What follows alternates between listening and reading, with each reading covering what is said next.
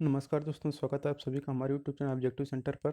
इस वीडियो में हम लोग देखेंगे जो हमारा चल रहा था फर्स्ट लैब थर्मोडायनेमिक्स पर ऑब्जेक्टिव क्वेश्चन, उसी को आगे बढ़ाते हैं। तो चलिए शुरू करते हैं। 71 नंबर का क्वेश्चन है। For a close system difference between the heat added to the system and work done by the gas is equal to the change in. तो जो बंद सिस्टम के लिए सिस्टम में जोड़ी गई ऊष्मा और गैस द्वारा किया गया कार्य में जो अंतर होता है, यह आपका इंटरनल एनर्जी के बराबर होता है। तो इसका सी आंसर से हो जाएगा इंटरनल एनर्जी। क्योंकि पता होगा आपको कि जो होता है del Q equal to del U plus del W, यही तो होता है। तो इससे आपका आ जाएगा कि पूछा है del Q minus del W का अंतर किसके बराबर होता है, तो ये इंटरनल एनर्जी के बराबर होता है। 72 नंबर क्वेश्चन है। Air is compressed adiabatically in A steady flow process which negligible change in potential and kinetic energy, the work done in the process is given by। ये इन नहीं रहेगा, ये इज रहेगा। Is given by. एक अचर प्रवाह वाली प्रक्रिया में वायु को रुद्धोष्म प्रक्रिया के तहत संपीड़ित किया जाता है, जिससे स्थितिज एवं गतिज ऊर्जा में कोई परिवर्तन नहीं होता है। इस प्रक्रिया में कृत कार्य क्या होगा? तो देखिए, स्थिर प्रवाह प्रक्रिया में जो किया गया कार्य होता है, यह होता है आपका -v/dp, जो कि आपका ओपन सिस्टम के लिए यही रहता है। और अगर आपका समान प्रवाह प्रक्रम के बारे में कार्य पूछे क्या होगा, तो वह हो जाएगा आपका इंटीग्रल पीडीवी, यानी कि क्लोज सिस्टम के लिए रहता है। ये जो रहता है आपका बी वाला, ये आपका रहता है इंटीग्रल जो पीडीवी है, ये आपका क्लोज सिस्टम के लिए रहता है। तो यहाँ पे करेक्ट आंसर होगा ऑप्शन नंबर सी, इसका सही आंसर हो जाएगा। 73 नंबर क्वेश्चन है। Correct statement for first law of thermodynamics. ऊष्मागतिकी का प्रथम नियम क्या बताता है? तो ऊष्मागतिकी का प्रथम नियम जो सही रूप से बताता है, यह रहता है कि total energy of the system and surrounding remains constant, यानी कि प्रणाली और आसपास की जो कुल ऊर्जा रहती है, यह निरंतर बनी रहती है। तो ऊष्मागतिकी का प्रथम नियम के अनुसार क्या होता है, जो रहता है आपका सिस्टम और आसपास का जो रहता है आपका कुल ऊर्जा निरंतर बनी रहती है, अर्थात ऊर्जा संरक्षित रहती है। जो प्रथम नियम रहता है, यह आपका ऊर्जा संरक्षण पर संधारित रहता है, संबंधित रहता है। और जो जीरो लॉ होता है, यह आपका टेम्परेचर को डिफाइन करता है। और सेकंड लॉ आपका रहता है आपका एंट्रोपी को बताता है। 74 नंबर क्वेश्चन है। The product of mass and specific heat is.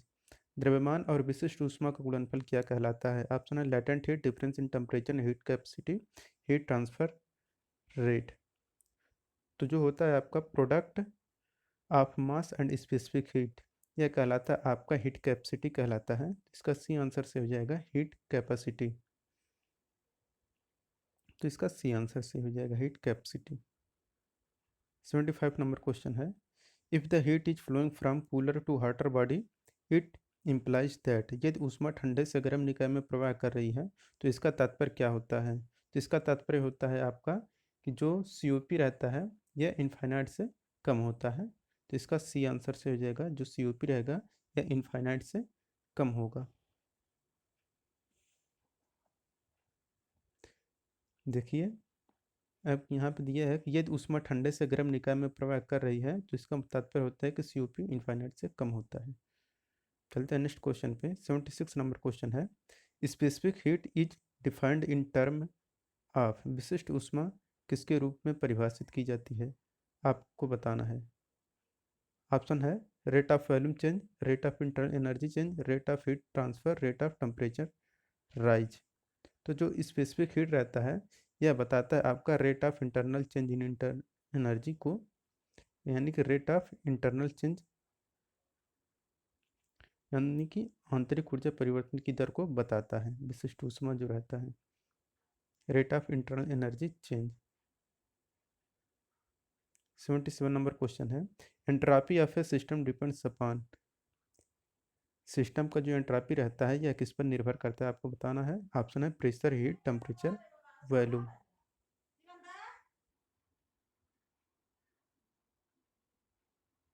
Option है आपके सामने प्रेशर, हीट, टेम्परेचर, वॉल्यूम। कि एंट्रापी ऑफ द सिस्टम जो डिपेंड करता है या निर्भर करता है आपका सिर्फ और सिर्फ हीट पर निर्भर करता है, क्योंकि आपको पता होगा कि जो एंट्रापी रहता है डी एस इक्वल टू होता है आपका डेल क्यू अपॉन टी होता है, डेल क्यू अपॉन टी होता है। तो आपको पता होगा कि ये जो डी एस है यह और सिर्फ हीट पे निर्भर करता है। चलते हैं नेक्स्ट क्वेश्चन पे। 78 नंबर क्वेश्चन है, what does the first law of thermodynamics deals with. First law of thermodynamics क्या बताता है? ऑप्शन है conversion of heat, conservation of moment, conservation of mass, conservation of energy. तो जो ऊष्मा का प्रथम नियम संबंधित रहता है यह ऊर्जा संरक्षण पर आधारित होता है। तो यहाँ पे आपका करेक्ट आंसर है option number D, conservation of energy. 79 number question है, what is the following statement known as the energy can neither be created nor destroyed but it can be transferred from one form to another। ऊर्जा का ना तो निर्माण किया जा सकता है और ना ही इसे नष्ट किया जा सकता है। यह कथन क्या कहलाता है? ऑप्शन है zeroth law of thermodynamics, first law of thermodynamics, second law of thermodynamics और डी आपका काइनेटिक थ्योरी ऑफ गैसेज। तो यह कहलाता है आपका फर्स्ट लॉ ऑफ थर्मोडायनेमिक्स, जिसका बी आंसर से हो जाएगा फर्स्ट लॉ ऑफ थर्मोडायनेमिक्स।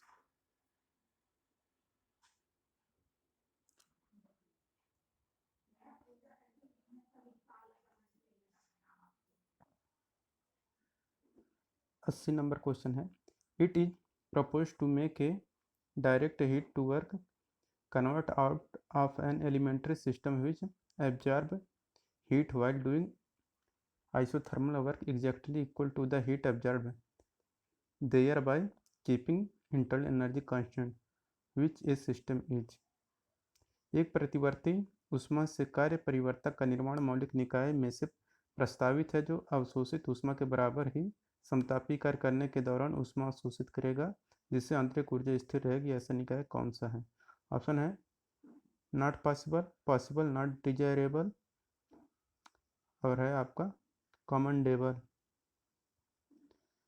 तो ये जो रहता है कि एक प्रतिवर्ती ऊष्मा से कार्य परिवर्तक का निर्माण मौलिक निकाय में से प्रस्तावित है जो अवशोषित ऊष्मा के बराबर ही समतापी कार्य के दौरान ऊष्मा अवशोषित करेगा, जिससे आंतरिक ऊर्जा स्थिर रहेगा। प्रायोगिक रूप से ऐसा निकाय असंभव है। इसे ही ऊष्मागतिकी का द्वितीय नियम बताया गया है। यहाँ पे हो जाएगा नॉट पॉसिबल, ऑप्शन नंबर ए से हो जाएगा नॉट पॉसिबल, ऐसा संभव नहीं है। 81 नंबर क्वेश्चन है, during a process on the close system its internal energy increases by twice the unit then the heat added to it, it is possible due to. समृद्ध system में किसी प्रक्रिया के दौरान इसमें जोड़ी गई ऊष्मा से इसकी आंतरिक ऊर्जा दोगुनी बढ़ जाती है। यह डट डट डट से संभव है। ऑप्शन है radiation of heat from surrounding, lowering of the temperature, increasing the temperature और डी आपका performing the soft work on the system. क्या होता है कि जो समृद्ध सिस्टम में किसी प्रक्रिया के दौरान इसमें जोड़ी गई ऊष्मा से इसकी आंतरिक ऊर्जा दोगुनी बढ़ जाती है। यह होता है आपका सिस्टम में सॉफ्ट कार्य के निष्पादन से संभव होता है, यानी कि इसका डी आंसर से हो जाएगा performing of soft work on the system. क्या होता है कि जो समृद्ध सिस्टम में ऊर्जा का स्थानांतरण तो होता है लेकिन द्रव्यमान का नहीं। खुले सिस्टम में ऊर्जा और द्रव्यमान दोनों का स्थानांतरण होता है। 82 नंबर क्वेश्चन है, विच of the following represent the perpetual motion machine of the first kind. निम्न में से कौन प्रथम प्रकार के सर्वकालिक गति को प्रदर्शित करता है? ऑप्शन है कि engine with 100% thermal efficiency, A full reversible engine, C आपका transfer of heat energy from lower temperature source to high temperature source, D है a machine heat continuously create its own energy. तो जो प्रथम प्रकार का सर्वकालिक गति प्रदर्शित करता है यह रहता है आपका कि एक ऐसा मशीन है जो लगातार अपनी ऊर्जा का सृजन करता है, यानी a machine that continuously create its own energy. 83 number question है, a perpetual motion machine is. एक परपेचुअल मोशन मशीन क्या रहता है आपको बताना है। तो जो एक परपेचुअल मोशन मशीन रहता है, यह रहता है आपका कि यह एक काल्पनिक मशीन होता है जिसके प्रचालन से ऊष्मागतिकी के नियमों का उल्लंघन होता है। तो इसका करेक्ट आंसर हो जाएगा, क्या हो जाएगा कि ये एक आपका हाइपोथेटिकल मशीन होता है जिसका ऑपरेशन वायलेट करता है थर्मोडायनेमिक्स लॉ को। तो इसका सी आंसर से हो जाएगा। 84 नंबर क्वेश्चन है, according to Kelvin Planck's statement a perpetual motion machine of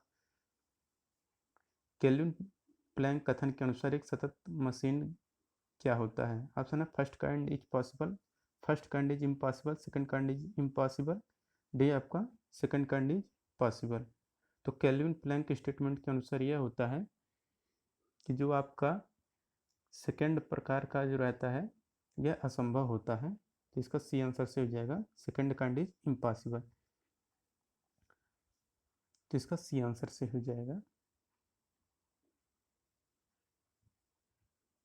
देखिए जो परपेचुअल, जिस श्रेणी का परपेचुअल मशीन रहेगा वो उसी नियम का उल्लंघन करता है। जैसे कि ये है कि अकॉर्डिंग केल्विन प्लैंक स्टेटमेंट, यह आपका सेकंड स्टेटमेंट है। यह क्या करेगा, second kind is impossible.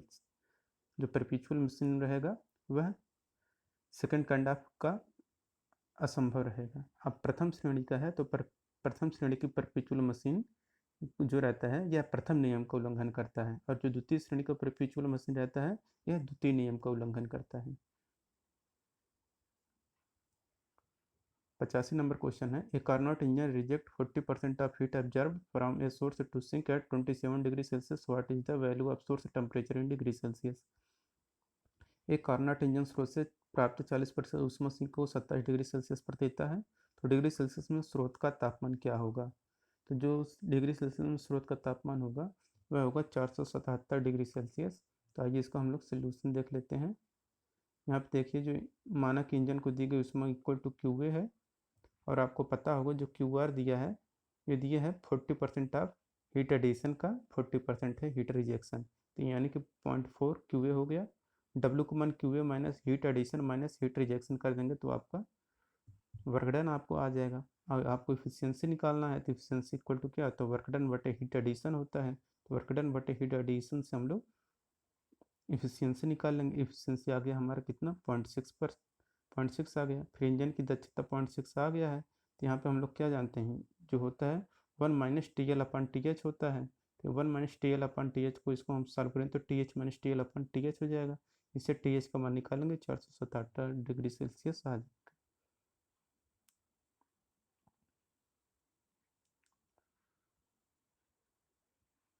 86 number question है, a tank containing air in stirred by a paddle wheel, the work input to the wheel is 14,000 kJ and heat transfer to the surrounding from the tank is 5,000 kJ. The change in internal energy of the system air is। एक हवा युक्त tank को pedal wheel से हिलाया जाता है। Wheel के लिए इनपुट का 14,000 किलो है और टैंक से आसपास में स्थानांतरित की गई उसमें 5,000 किलो है। प्रणाली की आंतरिक ऊर्जा में परिवर्तन कितना होगा। यह जो परिवर्तन होगा आपका, तो देखिए इसका फॉर्म करेक्ट आंसर हो जाएगा option number A, 9,000 kilo joule आ जाएगा। कैसे आएगा आपको पता होगा कि डेल क्यू इक्वल टू होता है आपका D U plus del W, यही होता है। डेल क्यू का मान दिया है आपका कि स्थानांतरित ऊष्मा, मतलब ऊष्मा निकल रहा है, ऊष्मा निकल रहा है यानी कि -5,000 हो जाएगा, इक्वल टू दिया है आपका डी यू का मान निकालना है, और कह रहा है कि वर्क आउटपुट व्हील के लिए कार्य इनपुट इतना है, तो मतलब ये -14,000 हो जाएगा। इससे डी यू का मान निकाल लेंगे तो आपका 9,000 आ जाएगा। तो ऑप्शन नंबर ए सही हो जाएगा। देखिए यहाँ पे सॉल्व भी किया है कि डी क्यू को मान दिया है -5,000 हो जाएगा, डब्ल्यू को मान -14,000 दिया है, फिर डी यू का मान आ जाएगा 9,000 किलो जूल। 87 नंबर क्वेश्चन है, विच of the following defines the useful property called energy. निम्न में से कौन विकल्प उपयुक्त गुणधर्म जिसे ऊर्जा कहते हैं को परिभाषित करता है। ऑप्शन है zeroth law of thermodynamics, first law of thermodynamics, और है आपका यानी कि जो देखिए यहाँ पे जिसे ऊर्जा कहते हैं या परिभाषित करता है, जो ऊर्जा को परिभाषित करता है वह फर्स्ट लॉ ऑफ थर्मोडायनेमिक्स रहता है। तो यहाँ पे इसका करेक्ट आंसर हो जाएगा ऑप्शन नंबर बी, इसका करेक्ट आंसर हो जाएगा। जीरो ला जो रहता है यह टेम्परेचर को डिफाइन करता है, जो फर्स्ट ला रहता है आपका आपको ऊर्जा को बताता है यानी कि इंटरनल एनर्जी को, और जो सेकंड ला रहता है आपका एंट्रोपी को बताता है। 88 नंबर क्वेश्चन है, the work done equal integral P D V for, integral P D V के बराबर कार्य किसके लिए होता है। तो ये जो इंटीग्रल पी डी वी रहता है यह रहता है आपका non flow quasi static process के लिए रहता है। तो इसका सी आंसर से हो जाएगा non flow quasi static process. और जो आपका ओपन सिस्टम या फ्लो प्रोसेस के लिए रहता है कार्य वो minus integral P D V रहता है, minus integral V D P रहता है।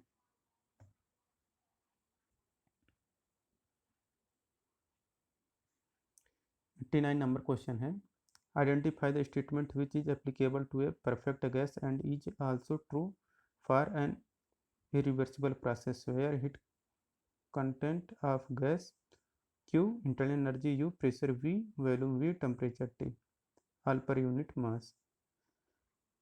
उस कथन को पहचानो जो आदर्श गैस के लिए प्रयुक्त होता है तथा यह अनुत्क्रमणीय प्रक्रिया के लिए भी सही है। तो इसके लिए जो रहता है आपका क्या रहता है आपका कि जो T D S equal to रहता है D U plus P D V रहता है। तो इसका बी आंसर सही हो जाएगा, क्योंकि आपको पता होगा जो आता है डी एस, जो आता है आपका एंट्रोपी, ये आता है आपका डी क्यू बाई टी रहता है। तो हम लोग क्या पढ़े हैं, और ये फर्स्ट ला क्या रहता है जो रहता है D Q equal to D U plus del W रहता है। तो यहाँ से जो है ये वाला है, इस वाले से हम लोग डी क्यू का मान यहाँ पे पुट कर देंगे तो टी डी एस आ जाएगा ना। तो T D S equal to D U plus P D V आ जाएगा, ऑप्शन नंबर बी हो जाएगा। डब्ल्यू इक्वल टू आपको पता है पी डी वी होता है, तो इसका बी आंसर सही हो जाएगा।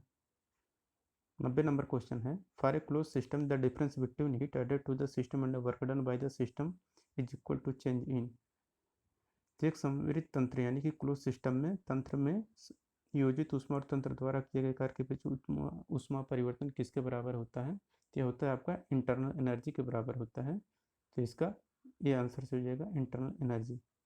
कह रहे डिफरेंस बिटवीन ना, देखिए difference between the heat added, heat added मतलब डी क्यू हो गया, सॉरी यानी कि ये डी क्यू हो गया इक्वल, और कह रहा है और वर्क डन मतलब डी डब्ल्यू हो गया। तो यह किसके बराबर होगा, तो यह बराबर होता है आपका इंटरनल एनर्जी के। यही तो फर्स्ट लॉ ऑफ थर्मोडायनेमिक्स है, तो यही आपका इंटरनल एनर्जी यहाँ पे सही आंसर हो जाएगा। 91 नंबर क्वेश्चन है, the expression integral P D V gives to measure of work done during ये जो होता है इंटीग्रल पी डी वी, यह जो रहता है यह आपका रहता है नॉन फ्लो रिवर्सिबल प्रोसेस के लिए। तो इसका बी आंसर से हो जाएगा नॉन फ्लो रिवर्सिबल प्रोसेस।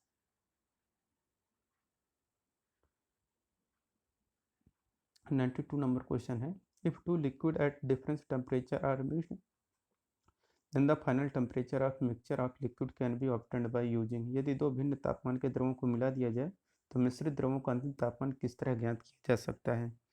तो जो देखिए जो अंतिम टेम्परेचर की बात कर रहे हैं ना, तो जो टेम्परेचर निकाला जाएगा अगर मिलाया गया है क्या होगा कि उष्मागतिकी के प्रथम नियम के अनुसार निकालेंगे। तो इसका बी आंसर से हो जाएगा फर्स्ट लॉ थर्मोडायनेमिक्स, क्योंकि फर्स्ट लॉ थर्मोडायनेमिक्स यही कहता है कि ऊर्जा को ना तो उत्पन्न किया जा सकता है और ना ही नष्ट किया जा सकता है, किंतु ऊर्जा को एक रूप से दूसरे रूप में परिवर्तित किया जा सकता है। यानी कि जो दी गई ऊष्मा रहती है यह आपका बाह्य ऊर्जा और आंतरिक ऊर्जा के योग के बराबर होता है। 93 नंबर क्वेश्चन है, heat supplied to system equal to the work done in a case of non flow process carried out. निम्न में से किस स्थिति में बिना प्रवाह का प्रक्रम चालू करने पर किसी पद्धति को दी गई ऊष्मा उसके द्वारा किए गए कार्य के बराबर होती है। ऑप्शन है आइसोकोरिकली, आइसोबेरिकली, आइसोथर्मली, एडियाबेटिकली। तो जिस स्थिति में बिना प्रवाह का प्रक्रम चालू करने पर किसी पद्धति को दी गई ऊष्मा उसके द्वारा किए गए कार्य के बराबर होता है, यह किस में होता है। कह रहे हैं ये जो डी क्यू इक्वल टू होता है वह डी डब्ल्यू के बराबर कब होता है? आपको पता होगा ये डी यू रहता है प्लस डेल डब्ल्यू, यही आपका फर्स्ट लॉ ऑफ थर्मोडाइनमिक्स रहेगा। तो डी यू अगर जीरो कर दें तब ये तो हो जाएगा कि डी क्यू है डेल डब्ल्यू के बराबर हो जाएगा। डी यू मतलब इंटरनल एनर्जी में चेंज जीरो हो, मतलब आपका कांस्टेंट हो। कांस्टेंट किस में रहेगा? इंटरनल एनर्जी जिसका टेम्परेचर फिक्स हो। टेम्परेचर फिक्स मतलब आइसोथर्मली। तो इसका 93 का आपका सी आंसर सही हो जाएगा, आइसोथर्मली। आइसोथर्मल प्रोसेस में आपका इंटरनल एनर्जी कांस्टेंट रहता है, क्योंकि टेम्परेचर फिक्स रहता है तो इंटरनल एनर्जी कांस्टेंट। तो आपका डेल क्यू जो रहता है यह आपका डेल डब्ल्यू के बराबर होता है। 94 नंबर क्वेश्चन है, which aspect does not pertain to a free expansion process? निम्न में से कौन सी एक मुक्त अवस्था प्रसार प्रक्रिया के अनुकूल नहीं है? तो देखिए, जो आपका मुक्त प्रसार प्रक्रिया रहता है अनुकूल नहीं है, वो रहता है कि प्रेशर रिमेंस कांस्टेंट, यह नहीं रहता है, तो इसका यही आंसर सही हो जाएगा। तो देखिए यहाँ पे कुछ और जान लेते हैं कि मुक्त प्रसार प्रक्रिया में क्या होता है। आपका पी स्थिर नहीं रहता है, टी भी स्थिर नहीं रहता, और यक्स है आपका ड्राइनेस फ्रैक्शन, ये भी स्थिर नहीं रहता है, जबकि आपको वर्क डन जीरो होता है, वर्क डन। और इसका वो डेल क्यू जो रहता है ये भी होता है जीरो, और इंटरनल एनर्जी भी जीरो होता है। 95 नंबर क्वेश्चन है, the isentropic expansion of initially superheated steam through the nozzle may approximately be given by the equation. किसी नाजल के माध्यम से आदितः अतितप्त भाप का समएंट्रोपिक प्रसारण लगभग किस समीकरण द्वारा व्यक्त किया जाता है? यह जो समीकरण रहता है यह रहता है आपका कि पीवी का पावर 1.3 इक्वल टू कांस्टेंट रहता है, तो इसका भी आंसर सही हो जाएगा, क्योंकि एन का मान जो रहता है 1.3 यह आदर्श गैस के लिए होता है, और एन का मान जो रहता है 1.3 पर सुपर हीटिंग यानी कि अतितप्त वाष्प पर वाष्प का प्रसार नाजल में भाप का प्रसार पॉलीट्रॉपिक प्रक्रम द्वारा होता है। 96 नंबर क्वेश्चन है, the net work done per kg of gas in the polytropic process is equal to. Polytropic प्रक्रिया में प्रति किलोग्राम गैस द्वारा किया गया कार्य किसके बराबर होता है? तो पॉलीट्रॉपिक में जो आपका रहता है यह आपको वर्क डन का जो फार्मूला रहता है वह रहता है P1 V1 minus P2 V2 upon n-1। तो इसका डी आंसर सही हो जाएगा। जहाँ पे आपको पता होगा कि यह रहता है आपका पॉलीट्रॉपिक इंडेक्स रहता है, और P1 जो रहता है आपका प्रारंभिक प्रेशर, और जो V1 रहता है आपका प्रारंभिक आयतन, P2 जो रहता है अंतिम दाब, और V2 जो रहता है अंतिम आयतन होता है। 97 नंबर क्वेश्चन है, for a thermodynamic process to be reversible the temperature difference between hot body and working substance should be. ऊष्मागतिकी की प्रक्रिया को उलटने के लिए गर्म वस्तु और कार्यशील पदार्थ के बीच का तापमान का अंतर कितना होना चाहिए? तो ये जो अंतर होना चाहिए ये होना चाहिए आपका जीरो के बराबर, तो इसका डी आंसर सही हो जाएगा जीरो। ऊष्मागतिकी की प्रक्रिया को उलटने के लिए गर्म वस्तु और कार्यशील वस्तु के बीच का तापमान का अंतर शून्य होना चाहिए। 98 नंबर क्वेश्चन है, a perpetual motion machine is.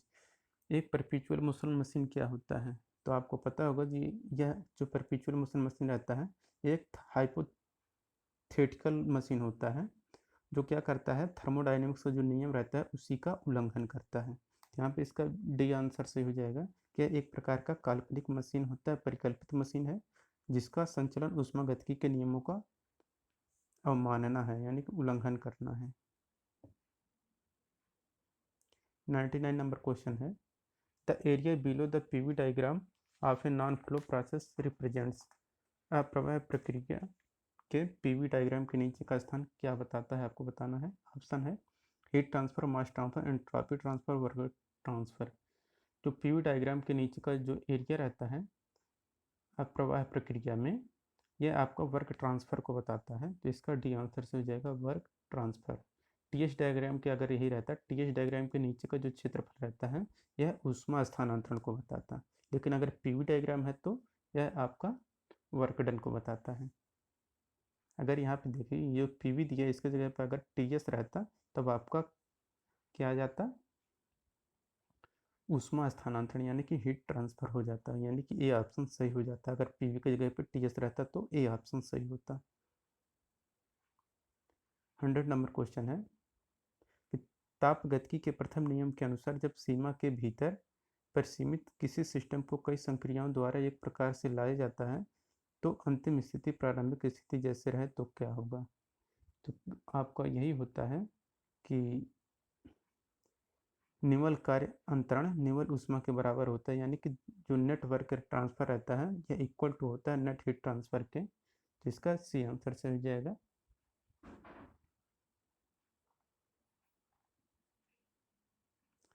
एक 101 नंबर क्वेश्चन है, the internal energy of an ideal gas is a function of its absolute temperature only. एक आदर्श गैस की आंतरिक ऊर्जा केवल उसके परम तापमान के फलन है। जो आदर्श गैस की आंतरिक ऊर्जा रहती है यह केवल जो टेम्परेचर का फलन रहता है यह जूल्स लॉ होता है। तो जूल्स लॉ होता है यहाँ पे, इसका सी आंसर से हो जाएगा जूल्स लॉ। 102 नंबर क्वेश्चन है, which one of the following characteristic does not change during a reversible adiabatic process. कह रहा है यहाँ पे कि कौन सा रिवर्सिबल एडियाबैटिक प्रोसेस के दौरान चेंज नहीं होता है, आपको बताना है। ऑप्शन है एंथैल्पी, एंट्रोपी, इंटरनल एनर्जी और रेट ऑफ हीट एक्सचेंज। तो रिवर्सिबल एडियाबैटिक प्रोसेस के दौरान जो परिवर्तित नहीं रहता है वह रहता है आपका एंट्रोपी। तो इसका बी आंसर से हो जाएगा एंट्रोपी। एंट्रोपी आपका कांस्टेंट रहता है। 103 नंबर क्वेश्चन है, बंद प्रणाली में निहित पिस्टन सिलेंडर व्यवस्था से मिलकर गैस विस्तार के दौरान गैस द्वारा किया गया कार्य 50 किलो जूल है। विस्तार के दौरान गैस की आंतरिक ऊर्जा 30 जूल कमी होती है, तो ऊष्मा का हस्तांतरण कितना होगा। यहाँ पे देखिए जो पहला फार्मूला होता है फर्स्ट लॉ ऑफ थर्मोडायनेमिक्स वो रहता है D Q equal to D U plus del W, यही रहता है। इसमें दिया है कि 50 किलो जूल है, गैस द्वारा किया जा रहा है, तो मतलब किया गया कार्य दिया है, यानी कि आपका कितना 30 दिया है, सॉरी 30 कहाँ 50 है ना, तो ये प्लस 50 हो गया। इंटरनल एनर्जी -30, क्योंकि आंतरिक ऊर्जा में कमी हो रही तो -30। अब यही आपका डी क्यू के बराबर हो जाएगा। तो 50 में से 30 जाएगा, कितना आ जाएगा +20। +20 मतलब ऑप्शन नंबर 20 का करेक्ट आंसर हो जाएगा। यही चीज़ यहाँ पे देखिए दिया है कि D you common -30 kilo joule, क्योंकि आपको इंटरनल एनर्जी में कमी हो रहा है और सिस्टम द्वारा जो वर्क हो रहा है वह 50 किलो जूल, इसके पॉजिटिव। तो यहाँ पे डेल क्यू कॉमन निकाल लेंगे तो आपका 20 किलो जूल आ जाएगा। 104 नंबर क्वेश्चन है कि 1 मीटर क्यूब वायु जिसका दाब 10 किग्रा पर सेंटीमीटर क्यूब है, वायु को मुक्त रूप से फैलने दिया जाता है। जब इसका आयतन बढ़कर 10 मीटर क्यूब हो जाता है तो किया गया कार्य क्या होगा। तो देखिए किया गया कार्य क्या होगा, मुक्त रूप से यहाँ पे बात करें मतलब फ्री एक्सपेंशन में क्या होता है आपको वर्क डन 0 होता है। तो ऑप्शन नंबर ए सही हो जाएगा। यहाँ पे फ्री एक्सपेंशन की बात कह रहा है अलाउड टू एक्सपेंड फ्रीली मतलब मुक्त प्रसार में जो वर्क डन होता है फ्री एक्सपेंशन में वह 0 होता है। 105 नंबर क्वेश्चन है, for which of the following substance the internal energy and enthalpy are the function of temperature only. निम्न में से किस पदार्थों के लिए आंतरिक ऊर्जा और एंथैल्पी केवल तापमान के फलन होते हैं। ऑप्शन है इनी gas, perfect gas, water, saturated steam. तो जिन पदार्थों के लिए आंतरिक ऊर्जा और एंथैल्पी केवल तापमान के फलन होते हैं वह रहता है आपका परफेक्ट गैस। तो इसका बी आंसर हो जाएगा परफेक्ट गैस।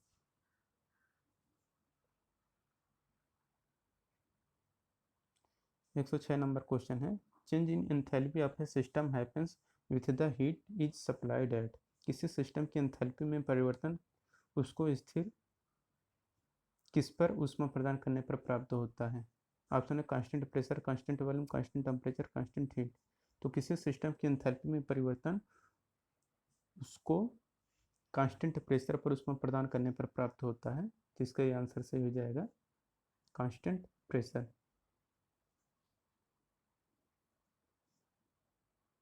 107 नंबर क्वेश्चन है, for a steady flow system where kinetic and potential energies are negligible the first law of thermodynamics can be expressed bye.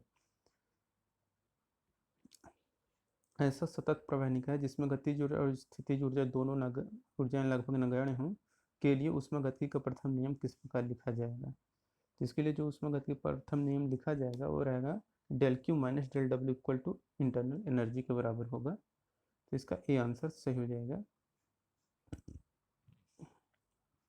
देखिए यहाँ पे और चीज देखिए, ऊष्मागतिकी चक्र के लिए, थर्मोडायनेमिक साइकिल के लिए जो होता है, डेल क्यू इंटीग्रल जो रहता है, cyclic integral del Q equal to cyclic integral del W के बराबर होता है।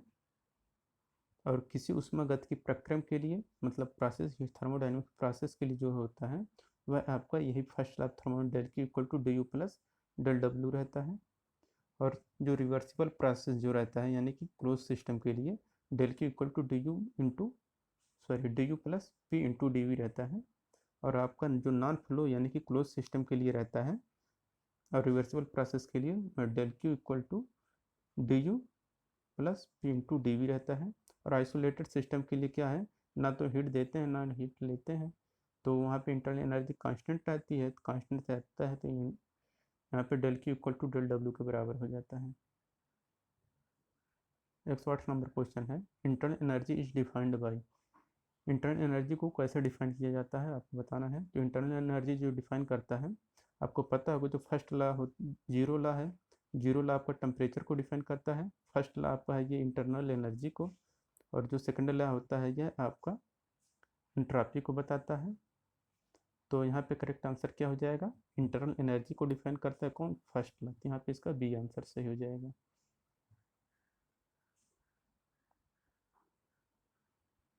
109 नंबर क्वेश्चन है, in a Carnot engine when the working substance gives heat to the sink. Carnot engine में जब कार्यकारी पदार्थ उसमें सिंक को देता है तो क्या होता है। तो आपको होता है कि जो सिंक का तापमान स्थिर रहता है, यानी कि the temperature of the sink remains constant. Carnot engine में कार्यकारी पदार्थ उसमें सिंक को देता है तो सिंक का तापमान स्थिर रहता है। कार्नोट इंजन दो रिजर्वायर के बीच कार्य करता है, और वो दोनों रिजर्वायर रहते हैं कौन, सोर्स और सिंक। और सिंक का जो टेम्परेचर रहता है यह स्थिर रहता है। 110 नंबर क्वेश्चन है, perpetual motion machine of second kind violets the. जो दूसरे प्रकार की परपेचुअल मोशन मशीन रहती है यह किसका उल्लंघन करता है। तो अभी हम आपको बताए हैं कि जिस तरह का रहेगा परपेचुअल मोशन मशीन वह उसी नियम को उल्लंघन करता है। तो यहाँ पे पूछ कह रहा है सेकंड काइंड, जो सेकंड काइंड है यह सेकंड लॉ को फॉलो नहीं करेगा, यानी कि उसी को उल्लंघन करेगा। तो यहाँ पे क्या हो जाएगा, केल्विन प्लैंक स्टेटमेंट, यह सही हो जाएगा option number B.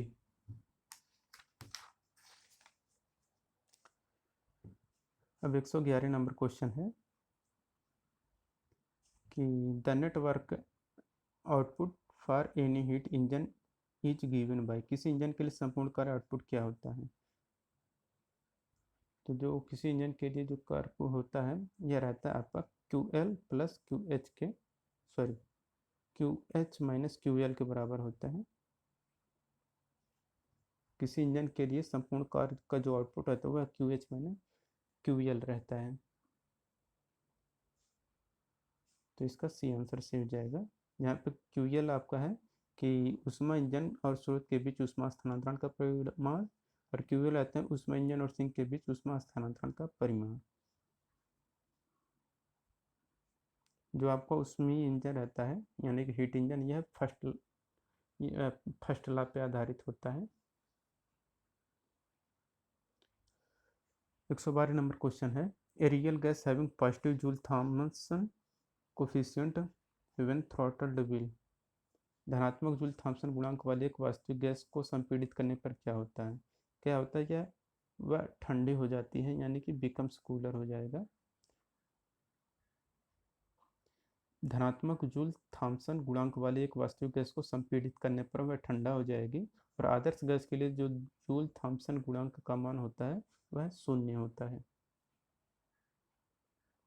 113 number question है, enthalpy of formation is defined as enthalpy of compound at. एक निर्माण की एंथैल्पी डॉट पर एक यौगिक की एंथैल्पी के रूप में परिभाषित की जाती है। इसका करेक्ट आंसर हो जाएगा, यह 25 डिग्री सेल्सियस और 1 एटमॉस्फेयर पर होता है। तो इसका बी आंसर से हो जाएगा। 114 नंबर क्वेश्चन है, conversion of energy corresponds to which law of thermodynamics. ऊष्मागतिकी के किस नियम के द्वारा ऊर्जा संरक्षित के नियम को जानते हैं। तो जीरो लॉ जो होता है यह टेम्परेचर को डिफाइन करता है, फर्स्ट लॉ आपका इंटरनल एनर्जी को बताता है यानी, और यही आपका ऊर्जा संरक्षण पर आधारित होता है। सेकंड लॉ आपका होता है एंट्रोपी को। यहाँ पे करेक्ट आंसर ऊर्जा संरक्षण पर क्या रहता है आपका फर्स्ट लॉ थर्मोडायनेमिक्स, जिसका बी आंसर सही हो जाएगा। दोस्तों अब इसके आगे का वीडियो हम लोग देखेंगे जो रहेगा आपका उष्मागतिकी के द्वितीय नियम पर, यानी कि सेकंड लॉ ऑफ थर्मोडायनेमिक्स का ऑब्जेक्टिव क्वेश्चन रहेगा, जिसे आप लोग देखना ना भूलिएगा। मिलते हैं नेक्स्ट वीडियो में, और आप लोग वीडियो को शेयर कर दें। Thank you.